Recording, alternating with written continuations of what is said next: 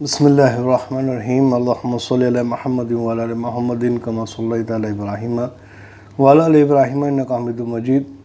اللہم بارک علی محمد وعلی آل محمد کما بارکت علی ابراہیم وعلی آل ابراہیم انک حمید مجید۔ بسم اللہ الرحمن الرحیم۔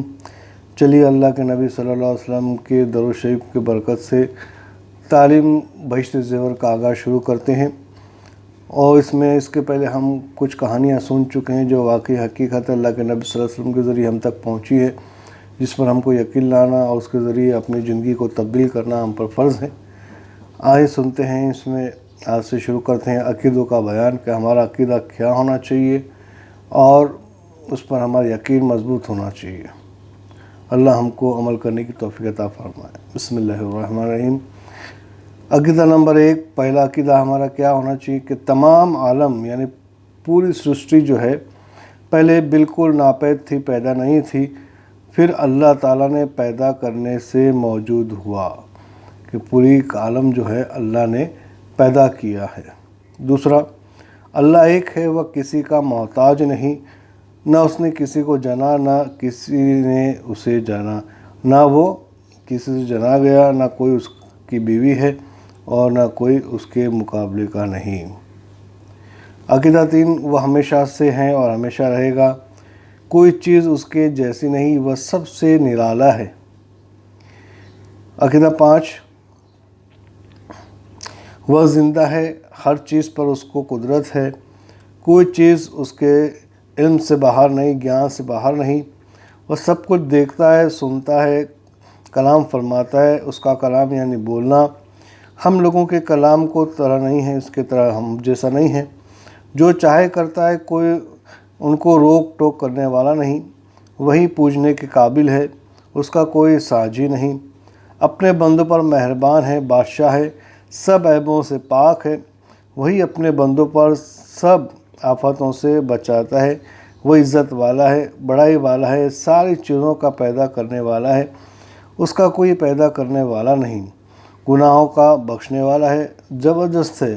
بہت دینے والا ہے، روزی پہنچانے والا ہے، جس کی روزی وہ چاہے وہ تنگ کر دے اور جس کی چاہے زیادہ کر دے، جس کو چاہے پست کر دے، جس کو چاہے بلند کر دے، جس کو چاہے عزت دے اور جس کو چاہے ذلت دے، انصاف والا ہے، بڑے تحمل سہنشیلتا یعنی برداشت والا، صبر والا ہے اور برداشت والا ہے، خدمت اور عبادت کی قدردانی کرنے والا ہے، دعا کو قبول کرنے والا ہے، سمائی والا ہے، سب پر حاکم ہے، وہ سب پر حاکم حکمت کرتا ہے، حکومت کرتا ہے، اس پر کوئی حاکم نہیں، اس کا کوئی کام حکمت سے خالی نہیں، ہر کام میں اللہ نے اپنی حکمت چھپا رکھی ہے، چاہے وہ ہماری سمجھ میں پہلے آ جائے یا پھر بعد میں آ جائے۔ وہ سب کا کام بنانے والا ہے، اس نے اس کو پیدا کیا ہے، وہی قیامت میں پھر پیدا کرے گا، وہی جلاتا ہے، وہی مارتا ہے، اس کی نشانیوں اور کاریگریوں کو سب جانتے ہیں، اس کی ذات کی باریکی کو کوئی نہیں جان سکتا کہ اللہ کیسے ہیں، کوئی سمجھ نہیں سکتا۔ گناہ کرنے والوں کی توبہ قبول کرتا ہے، جو سزا کے قابل ہے ان کو سزا دیتا ہے، وہی ہدایت کرتا ہے، دنیا میں جو کچھ ہوتا ہے اسی کے حکم سے ہوتا ہے،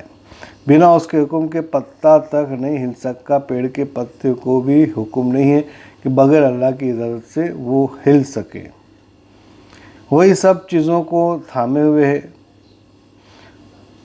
اسی کے حکم سے پتا ہلتا ہے، بنا اس کے حکم کے پتا نہیں ہلتا، نہ وہ سوتا ہے نہ اونگتا ہے، اور پوری کائنات کی حفاظت میں تھکتا نہیں، وہی سب چیزوں کو تھامے ہوئے، اسی طرح تمام اچھی اور کمال کی کاریگریاں اس میں ہیں، غیب کا جاننے والا ہے، یعنی کائنات کی تمام چھپی ہوئی چیزوں کو جانتا ہے، چھپی ہوئی باتوں کو اللہ جانتے ہیں۔ عقیدہ اس کے آگے ہمارا ہے عقیدہ نمبر 6، اس کی سب صفتیں ہمیشہ سے ہیں اور ہمیشہ رہیں گی، اور اس کی کوئی صفت کبھی جا نہیں سکتی۔ عقیدہ 7، مخلوق کی صفتوں میں سے وہ پاک ہیں، اور قرآن اور حدیث میں کچھ جگہوں پر جو ایسی باتوں کی خبر دی گئی ہے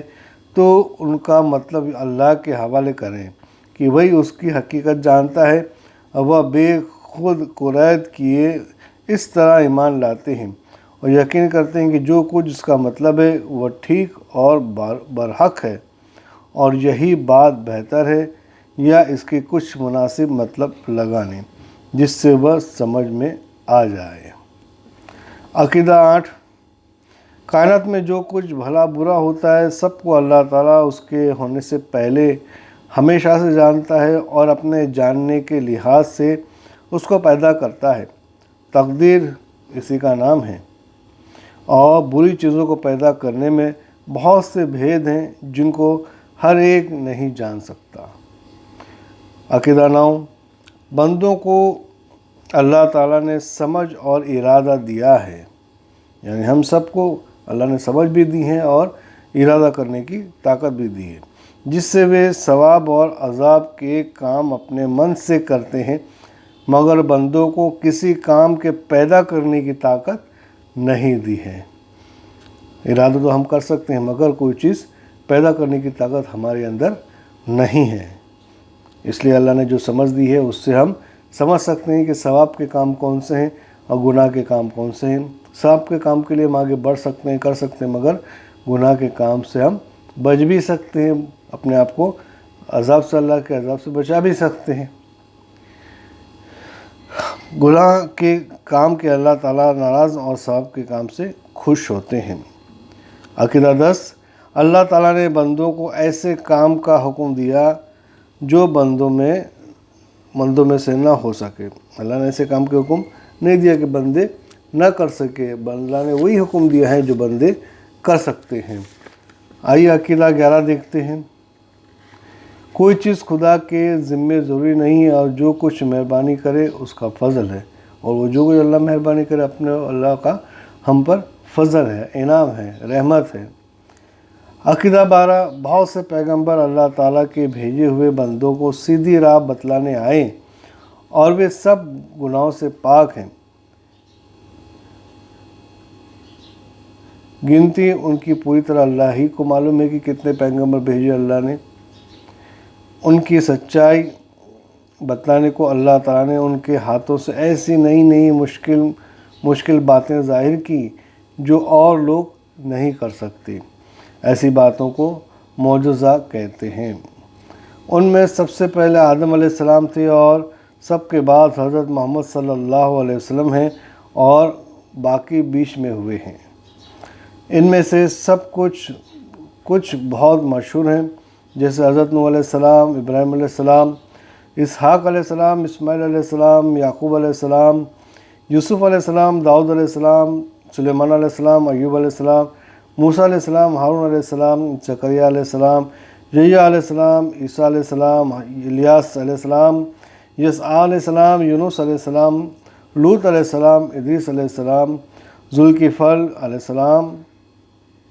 صالح علیہ السلام، ہود علیہ السلام، شعیب علیہ السلام وغیرہ۔ اصل حقیقت تو اللہ کے جانتے ہیں، کتنی گنتی ہیں، کتنے آئے ہیں، کون سے تھے، سب اللہ جانتے ہیں، مگر یہ سب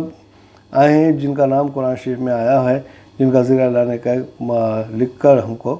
بتایا، اللہ نے بھیج کر اللہ نے ہم کو سمجھایا۔ یہ سب بھیجے گئے تھے دین کے واسطے اپنے قوموں کے اوپر۔ جب ان کو اللہ کی طرف سے ہدایت آتی تو یہ سارے نبی جو ہے، یہ سارے پیغمبر جو ہیں اپنی قوموں کو اللہ کا حکم، اللہ کا پیغام پہنچاتے اور دین سمجھاتے رہے ہیں۔ اللہ تعالیٰ ہم تک جو دین آیا ہے یہ بھی حضور پاک صلی اللہ علیہ وسلم، محمد صلی اللہ علیہ وسلم کے ذریعے آیا ہے کہ اللہ کے جو حکم تھے آپ صلی اللہ علیہ وسلم تک پہنچے اور آپ صلی اللہ علیہ وسلم ذریعہ بنے اس دین کو، اللہ کے حکم کو ہم تک پہنچانے کا اور اس کو سمجھنے کا، اس پر کس طرح سے عمل کرنا، کیسے عمل کریں تاکہ ہم اللہ کے پاس ثواب حاصل کرنے والے بن جائیں، اللہ کو راضی کرنے والے بن جائیں، اور ایسے کون سے حکم تھے جس میں اللہ نے منع کیا تھا کہ اس طرح کے حکم، یہ جو عمل ہیں ویسے نہ کرو، یہ گناہ کے ہیں جس سے عذاب ہوگا آخرت میں، وہ بھی اللہ کے نبی صلی اللہ علیہ وسلم نے ہم کو کھول کر بیان کر دیے، بتا دیے ہیں کہ یہ عمل ہیں، اس سے اپنے آپ کو بچاؤ، اپنے گھر والوں کو بچاؤ، اپنے رشتہ دار، اپنے پہچان، اپنے دوستوں، سب کو بچاؤ، جن کو تم جانتے ہو ان کو بھی اس گناہوں سے بچاؤ تاکہ وہ بھی